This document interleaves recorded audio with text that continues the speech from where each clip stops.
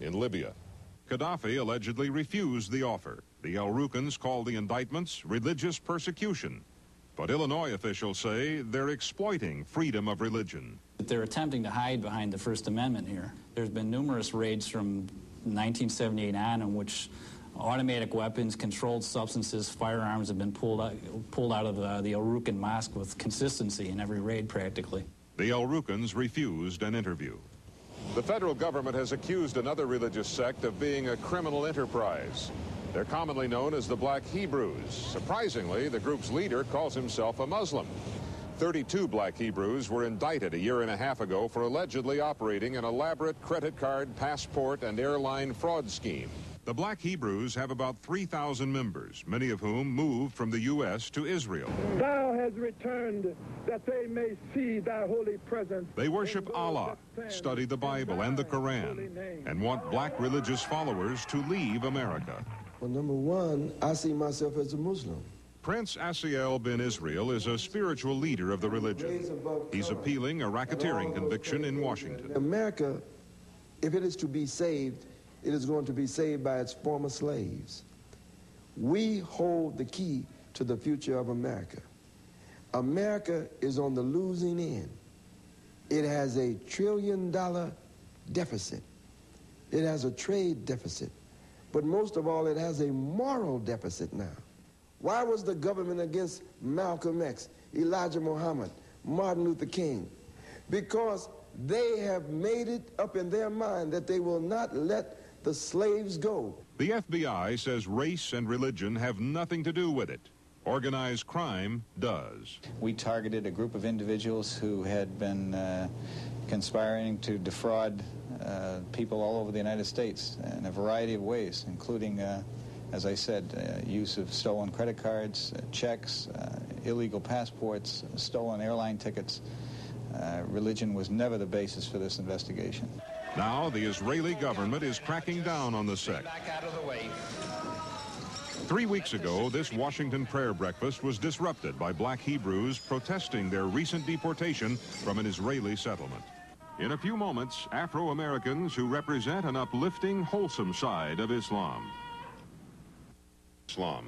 As a result, today, some of the most devout Muslim leaders are ex-cons. Dawood Ahmed is one of them. A Vietnam vet who once helped train Black Panthers, he learned about Islam while an inmate at Jackson Prison.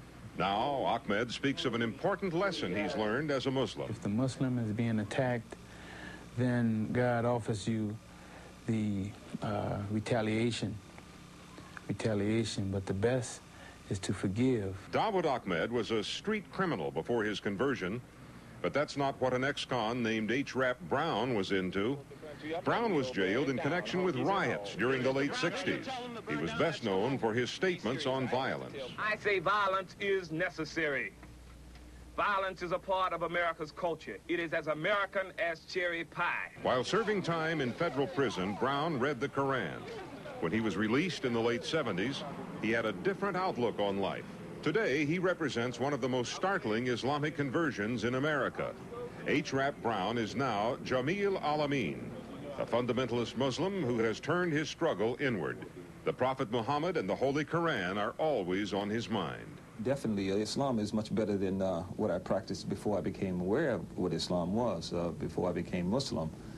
Again, Islam is based upon the application of justice. Before then, with myself, I always thought that truth was relative to maybe my needs or the needs of who I thought were the people who were with me. But truth is something that is absolute. It's a universal concept that does not vary, does not change. Al-Amin's Islamic community covers more than a block and includes an old house converted to a mosque. There's a Muslim clothing and incense shop and a small grocery store whose clerk is an ex-con. The law says that he makes Muslim primarily people who are destitute or impoverished, have been oppressed.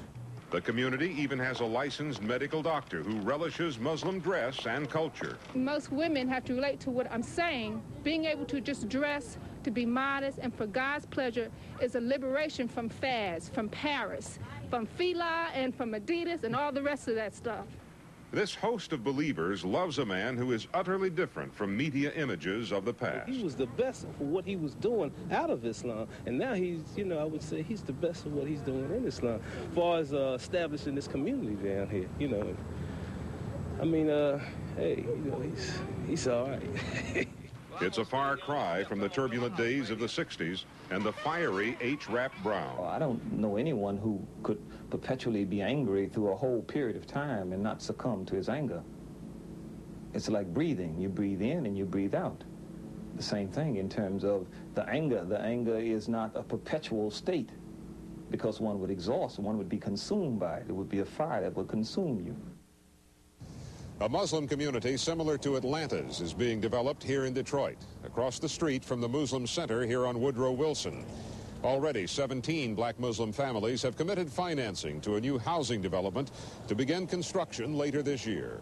Muslims not only have made inroads into housing, they've entered Detroit's economic and political structure. They're successful businessmen like George Aknartoon, who owns this bustling restaurant on Woodward Avenue. They are committed public servants like Chief Judge Adam Shakur of Detroit's 36th District Court. It's a willingness to work within a system to make change, to make productive change. They're even in the publishing business, like editors of Detroit's nationally distributed Dignity magazine. But many have nothing to do with power, leadership, or politics. Politics, in the sense that it's portrayed today in America, is garbage. Because it's only for the money in the show and the game. It's a game to the people, and it will be brought to judgment for this. Interpretations of Islam widely vary, but in one area, there is a consistent attitude. The best hope Muslims have for further impact in the black community lies in their unswerving commitment to education for their children. Some of the results are striking. You're so intelligent! Oh, you're so intelligent! The Nation of Islam School in Highland Park has a preschool that combines love with discipline. Already, 3- and 4-year-olds know all the planets in the solar system. The school wants Muslim parents to be involved with their children. Where's my big girl? Omar Muhammad regularly teaches his 2-year-old daughter spelling with flashcards. What word is this? That's right. Can you spell kiss?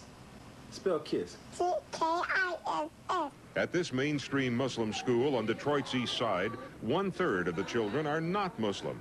They attend because parents are looking for discipline and motivation for their children. The combination of discipline and love has led to family success stories, as with the 6 children in the Kareem Muhammad family. 17-year-old Talib has been accepted to the Air Force Academy. 15-year-old Suda is a lay intern for a physician. 13-year-old Hassan is a straight-A student who plans to be an engineer. 11-year-old Omar is a business assistant at a mosque. 10-year-old Amina has the highest grades. She wants to be a neurosurgeon. And 3-year-old Khalila has an IQ of 175. It's not simply educational technique that's helped Detroit's Muslim children, but emphasis on the family unit. Here at the home of Abdullah and Cheryl El Amin, learning as a family is the key to success. What's this word? Louise. Both parents actively help 4-year-old Idris and 7-year-old Zarina with their learning skills.